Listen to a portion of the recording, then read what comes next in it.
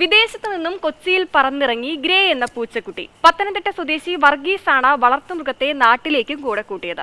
പതിറ്റാണ്ടുകളായി ഷാർജയിൽ പ്രവാസ ജീവിതം നയിക്കുകയായിരുന്നു പത്തനംതിട്ട സ്വദേശി വർഗീസും കുടുംബവും. നാട്ടിലേക്ക് മടങ്ങിയപ്പോൾ ജീവനുതുല്യം സ്നേഹിച്ച പൂച്ചക്കുട്ടിയെ ഉപേക്ഷിക്കാൻ മനസ്സു വന്നില്ല. നിയമപരമായ ഒരുപാട് കടമകൾ കടക്കാനുണ്ടായിരുന്നെങ്കിലും മുന്നിട്ടിറങ്ങി പൂർത്തിയാക്കി. അങ്ങനെ ഗ്രേ എന്ന ഇവനെയും ഒപ്പം കൂട്ടി.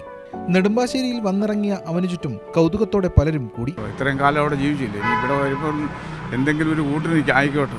2 വർഷവും 10 മാസവുമായത് നമ്മുടെ കൂടെ, നമ്മുടെ ഒരു കുഞ്ഞിനെ പോലെ വളർത്തി. നമ്മളതിനെ കളയാൻ പറ്റത്തില്ല, അതുകൊണ്ട് ഇവിടെ കൊണ്ടുവന്നു. ഇവിടെ ഞങ്ങൾ ഇനിയും വളർത്തും, നമ്മുടെ കൂടെ കിടക്കത്തുള്ളൂ. നമ്മളില്ലേ അതിന് ഉറക്കം പറ്റത്തില്ല. ഇവിടെ ചെക്കിങ് എല്ലാം, കസ്റ്റംസ് ചെക്കിങ് ഉണ്ടായിരുന്നു, ഡോക്ടർ ചെക്കിങ് ഉണ്ടായിരുന്നു, എല്ലാ ചെക്കിങ്ങും ഉണ്ടായിരുന്നു.